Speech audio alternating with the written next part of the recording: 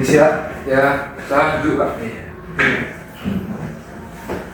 Baik, apakah wawancara bisa dimulai? Bisa. Coba ceritakan tentang dirimu. Oh iya. Perkenalkan, nama saya Ramadhano, mahasiswa akhir manajemen dengan IPK 3,72. Selama kuliah saya aktif di organisasi sebagai ketua divisi riset dan pernah magang di divisi marketing dan operation. Saya tertarik di bidang analisis data, makanya saya melamar posisi bisnis analisis di Google. Baik. Kenapa mau kerja di Google Indonesia? Ya, saya mau kerja di Google Indonesia ini, saya kagum sama budaya Google yang berbasis data dan inovasi. Program seperti Bangkit, Akademik, dan Gapura Digital membuktikan Google serius membangun ekosistem digital lokal. Saya ingin berkontribusi sebagai orang yang paham pasar Indonesia. Selanjutnya, apa kelebihan dan kekurangan dari dirimu? Oh iya, kelebihan dan kekurangan saya yaitu kelebihan saya yang pertama bisa mengelola data menjadi insight yang mudah dipahami, dan yang kedua komunikasi di lingkungan lintas fungsi. Kekurangan saya yaitu SQL dan Python saya masih perlu ditingkatkan. Tapi saya dengan aktif belajar lewat Google Data Analysis sertifikat dan di kos. Selanjutnya, ceritakan pengalaman kerja di lintas budaya. Ya. Pengalaman kerja saya di tim lintas budaya yaitu waktu magang saya satu tim dengan rekan dari Korea dan Belanda untuk bikin laporan kinerja bulanan. Koordinasi laporan mingguan dari 3 orang beda negara, donasi waktu, dan gaya kerja. Saya pakai Google Meet, Scrolls, dan Notin bersama. Saya juga pelajari etika bisnis Korea dan Belanda supaya komunikasi lebih nyaman buat semua orang. Proyek saya yaitu bisa selesai 2 hari lebih awal, dan pimpinan tim bilang koordinasi saya jadi faktor keberhasilan utama. Selanjutnya, ceritakan saat kamu menyelesaikan masalah secara sistematis.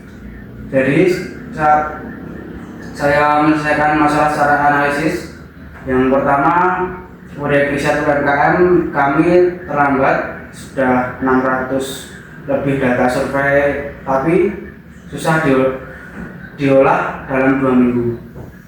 Percepat analisis dan tanpa mengorbankan kualitas karena hasilnya mau mempresentasikan ke pejabat daerah.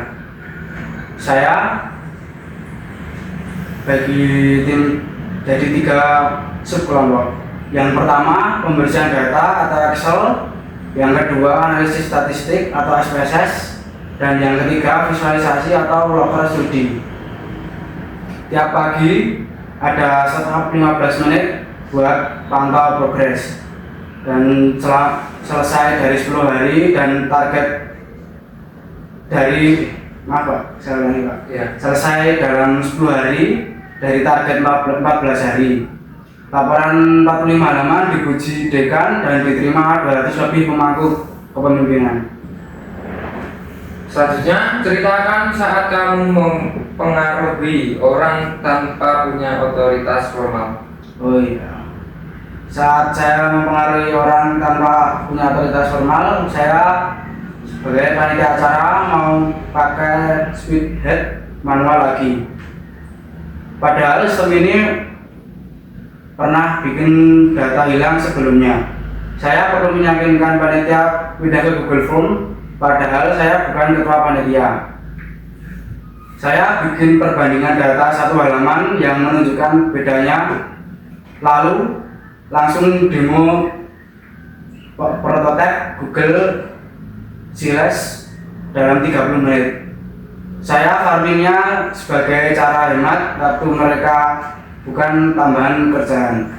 Panitia setuju pendaftaran 60% lebih cepat dan tidak ada yang hilang. Selanjutnya, ceritakan saat kamu harus belajar sesuatu dengan cepat? Oh iya, iya. Jadi saat saya harus belajar sesuatu dengan cepat, saya 2 minggu setelah mulai magang, atasan minta saya bikin dashboard di locker studio dalam 5 hari. Padahal belum pernah pakai sama sekali. Tapi pelajari tools baru dan hasilkan dashboard profesional dalam waktu sangat singkat. Jadi 2 hari pertama belajar dokumentasi resmi dan video tutorial Google, dan hari ketiga bikin prototipe dan minta feedback atasan. Hari keempat dan kelima perbaikan berdasarkan masukan. Dashboard selesai tepat waktu, dipuji clean sosial visualnya. Atasan merekomendasi saya untuk memperpanjang magang. Selanjutnya, ceritakan saat kamu gagal dan pelajaran yang didapat. Saat saya gagal dan pelajaran yang didapat yaitu presentasi studi kasus manajemen strategi. Saya terlalu fokus ke konten, hampir tidak latihan. Memimpin kelompok untuk presentasi 20 menit yang memengaruhi nilai. Hanya 30 menit latihan sebelum kelas. Pas presentasi, saya malah overtime 7 menit. Satu bagian penting terpaksa dipotong. Nilai 78. Setelah itu saya selalu latihan minimal 2 kali penuh pakai timer. Presentasi berikutnya konsisten di atas 88 dan saya akhirnya dipilih mewakili fakultas di kompetisi kasus bisnis. Selanjutnya, apa yang kamu lakukan kalau atasan meminta hal yang tidak etis? Yang saya lakukan yaitu misalnya atasan minta saya ubah data harga kompetitor supaya produk kita kelihatan lebih murah di laporan clean. Selesaikan tugas dengan akurat sambil jaga hubungan profesional. Pertama, klarifikasi dulu secara pribadi. Kalau memang diminta memanipulasi data, saya tegas tapi sopan. Jelaskan resiko terhadap reputasi Google. Lalu tawarkan alternatif, sajikan data asli tapi dengan narasi yang menonjol keunggulan nyata produk kita. Kalau tetap dipaksa, saya akan pakai jalur pelapor etis. Integrasi data adalah dasar kepercayaan pengguna, tidak bisa dikompromi. Selanjutnya, bagaimana kamu mengatur prioritas saat banyak deadline bertabrakan? Saya ada 3 laporan yang harus selesai Jumat. Laporan yang pertama laporan kompetitor, yang kedua update dashboard, dan yang ketiga permintaan data dari country manager. Selesaikan ketiga dengan kualitas baik tanpa burnout. Nilai mana yang paling berdampak tinggi? Permintaan country manager jadi prioritas utama. Langsung komunikasi ke tim lain supaya urutan ini. Maaf, saya ulangi ya. Iya, boleh. Langsung komunikasi ke tim lain soal urutan ini. Beri estimasi waktu yang realitas. Pakai time bounding 90 menit per tugas. Komunikasi proaktif adalah kunci. Deadline telat tapi sudah dikasih tahu jauh lebih baik daripada tiba-tiba dan hasilnya. Pertanyaan selanjutnya, engagement produk turun 25% dalam seminggu. Selanjutnya, apa yang akan kamu lakukan? Yang saya lakukan tim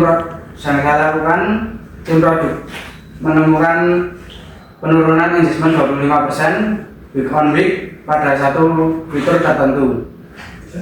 Cari akar masalah dan beri rekomendasi yang bisa langsung dieksekusi dalam 48 jam. Cek dulu ada pembaruan produk atau A atau B test yang diluncurkan minggu ini. Lalu segmentasi data, penurunan merata yang spesifik di skala tertentu.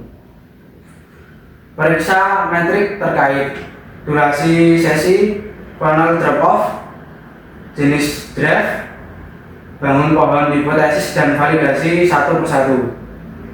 Presentasikan hasil dalam memo singkat, akar masalah, tambah bukti data, tambah rekomendasi, tambah metrik yang akan dipantau 30 hari ke depan. Selanjutnya, bagaimana kamu menyesuaikan gaya komunikasi lintas budaya? Ya, yang saya sesuaikan yaitu saya observasi dulu sebelum berasumsi waktu dengan kolega Korea. Saya kirim agenda tertulis sebelum meeting dan hasilnya kolaborasi jauh lebih lancar. Dengan kolega Belanda dan Amerika saya lebih di red. Saya belajar untuk lebih ekspresif dan langsung to the point daripada pakai gaya komunikasi tidak langsung seperti biasa orang Indonesia.